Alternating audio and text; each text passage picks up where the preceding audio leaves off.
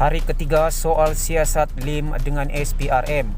Beliau dilihat tiba di Ibu Pejabat SPRM pada pukul 10.42 pagi. Ini bagi memberi keterangan berhubung projek terowong dasar laut di Pulau Pinang.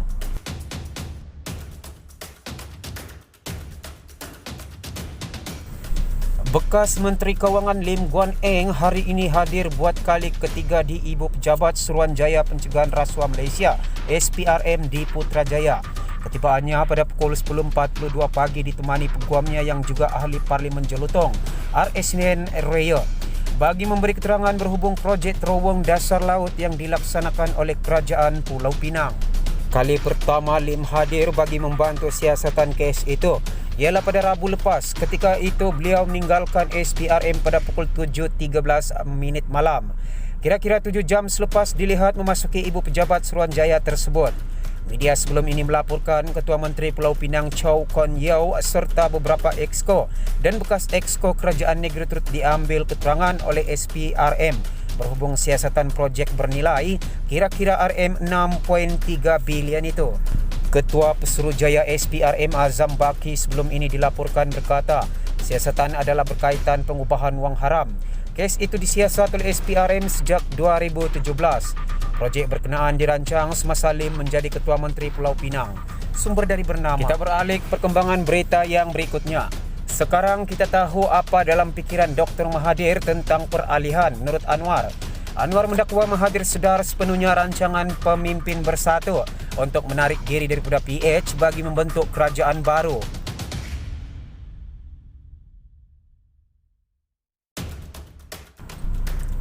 Itu benar. Sekarang kita tahu. Pada masa itu kita tidak tahu. Kita sangka dia adalah orang yang terhormat. Kamu berikan komitmen secara terbuka. Kita percaya kamu. Entah bagaimana dia kata tidak. Bukan itu yang saya maksudkan. Kamu harus buktikan sokongan majoriti sendiri, kata Anwar dalam wawancara Sinchiu Daily yang disiarkan hari ini. Mahathir bagi pihak bersatu menandatangani perjanjian pada Januari 2018 yang mencalonkannya sebagai Perdana Menteri Pakatan Harapan PH pada ketika itu. Perjanjian itu menyatakan beliau akan memberi laluan kepada Anwar bagi menggantikannya tetapi tidak ada tarikh yang ditetapkan. Isu peralihan ini menjadi titik fokus dalam pentadbiran PH selama 22 bulan yang berakhir pada Februari tahun ini. Susulan tumbangnya kerajaan PH pada penghujung Februari, Mahathir secara terbuka berulang kali mengatakan beliau akan mundurkan diri sebagai Perdana Menteri selepas November. Bagaimanapun, beliau tidak pernah menyatakan komitmen untuk memastikan bahawa partinya akan menyokong Anwar sebagai penggantinya. Semasa wawancara itu, Anwar mendakwa Mahathir sedar sepenuhnya rancangan pemimpin bersatu untuk menarik diri daripada Pakatan Harapan bagi membentuk kerajaan baru, tetapi tidak melakukan apa-apa menghalangnya. Anwar mengatakan ini terbukti daripada rakaman audio mesyuarat bersatu yang bocor. Menurut ahli Majlis Tertinggi Bersatu, Wan Saiful Wan Jan yang hadir dalam banyak mesyuarat, Mahathir tidak pernah mahu menyerahkan pentadbiran kepada Anwar dan terbuka untuk mengadakan kerjasama dengan UMNO dan PAS dan bukannya DAP dan PKR.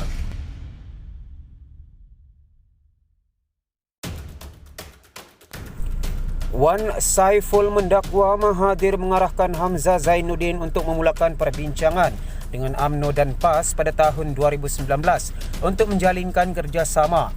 Mahathir masih belum menjawab dakwaan itu.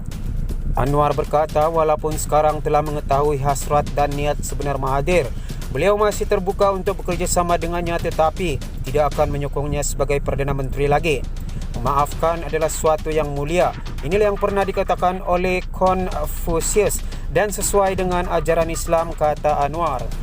Mengenai dakwaan Mahathir bahawa Setiausaha Agung DAP, Lim Guan Eng memilih Presiden warisan Muhammad Syafiee Apdal sebagai calon Perdana Menteri, Anwar mengatakan bahawa beliau percaya naratif ini tidak benar. Itu variasi Mahathir. Saya percaya Lim, katanya. Sementara itu, penyertaan Semula Muhyiddin hanya dibincang jika ada permohonan, kata Ismail. Tajuddin Abdul Rahman pula berkata kedudukan Presiden UMNO jika beliau benar-benar akan kembali akan diputuskan oleh ahli parti.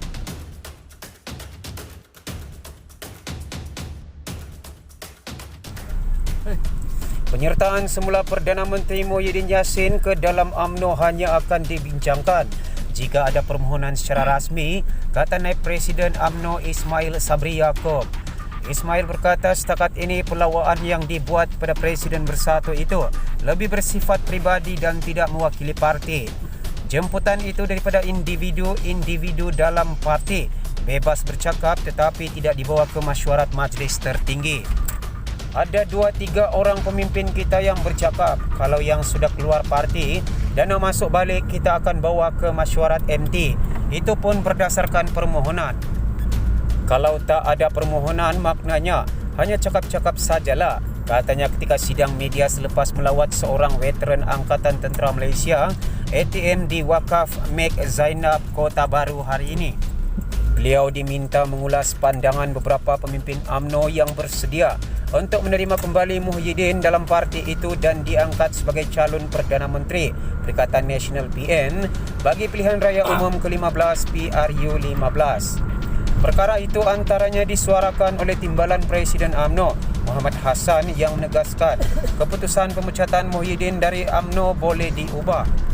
Kalau ada hasrat Muhyiddin kembali kepada parti, kita boleh mengubah semula keputusan memecat beliau, katanya sambil menambah perkara itu akan menyelesaikan beberapa perkara, antaranya soal pembahagian kerusi.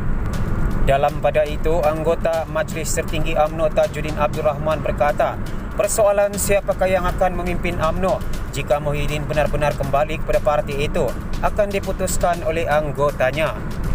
Beliau berkata demikian ketika ditanya sama ada penyertaan semula Muhyiddin akan menimbulkan konflik dalam kedudukan Presiden yang kini dipegang Ahmad Zahid Hamidi.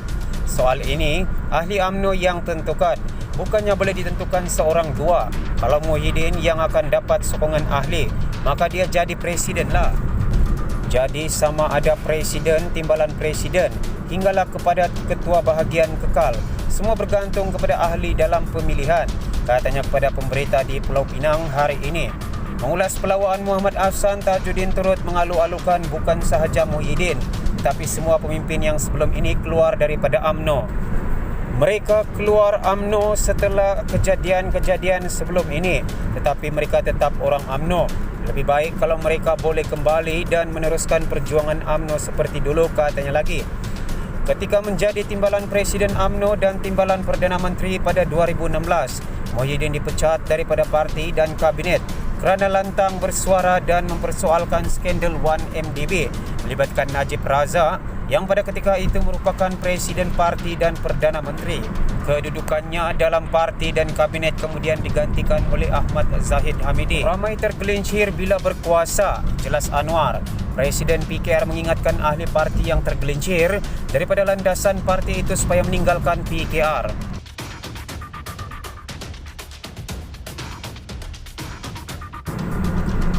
Kita hadapi ujian di peringkat awal adalah kerana kita dah mula pegang tampuk kekuasaan.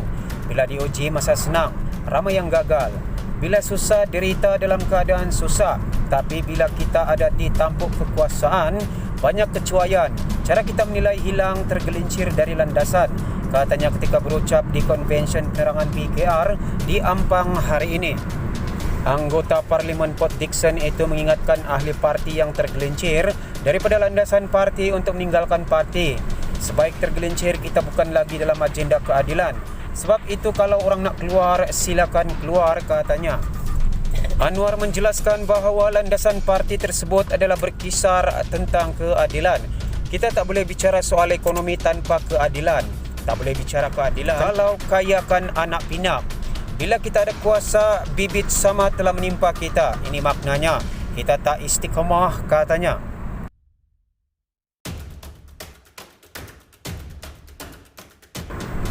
Untuk rekod, hujung Februari lalu dalam satu gerakan yang diberi julukan Langkah Sheraton, bekas timbalan Presiden PKR Muhammad Azmin Ali dan beberapa anggota Parlimen PKR keluar parti dan membentuk kerajaan baru di bawah Perikatan Nasional PN bersama UMNO, BN, PAS, JPS, PBS dan Partista. Sejak itu, beberapa pemimpin PKR yang dilihat sebagai penyokong Azmin meletak jawatan atau dipecat daripada parti itu. Bagaimanapun, Anwar tidak menamakan mana-mana individu dalam ucapannya. Beliau menggesa jentera parti untuk turun padang, bertemu rakyat dan menjelaskan berkenaan agenda parti. Penjelasan kita bukan sekadar langkah Sheraton, itu hanya serpihan. Orang-orang terlibat pun tak tahu dekat mana nak bertanding. Kalau jumpa saya pun banyak senyum sekarang, bukan nak marah dah, katanya lagi. Kita beralih ke perkongsian berita yang terakhir. Pakatan Harapan akan bincang dengan Kem Mahathir mengenai PRK Slim, kata Anwar. Anwar yang juga pengurus CPH berkata gabungan itu terbuka untuk berbincang bagi mengelakkan perpecahan di kalangan pembangkang.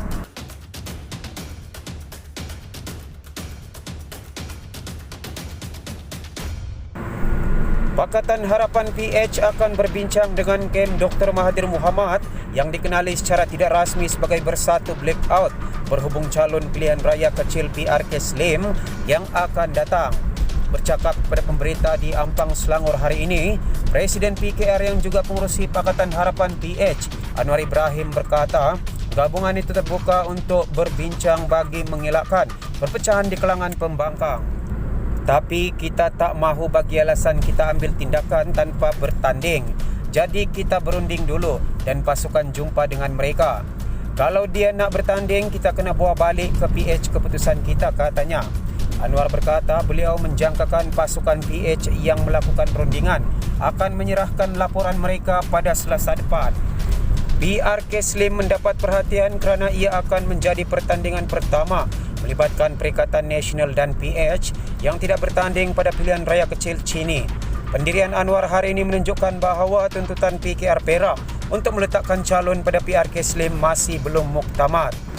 Anwar bercakap kepada wartawan pada konvensyen penerangan PKR hari ini bagi mempersiapkan aktivis parti itu dengan menghadapi pilihan raya umum.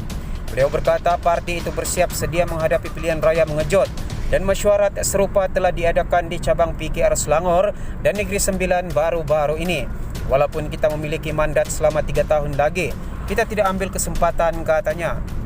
Ketua Penerangan PKR Samsul Iskandar Muhammad Akin memberitahu wartawan bahawa konvensyen ini penting untuk menyusun strategi parti. Itu bagi menjelaskan kepada rakyat Malaysia mengenai kejayaan PH selama 22 bulan pentadbirannya.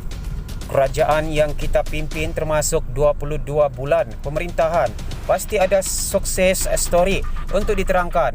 Tidak teralpa, tapi kita ambil momen ini untuk perkukuhkan lagi mesej kita kepada rakyat, jelasnya. Semua sumber berita telah dipetik dari Malaysia Kini Online. Terima kasih kerana anda setia mendengar video-video yang dikongsikan oleh channel Putra Raikal. Jangan lupa subscribe dan kongsikan video ini.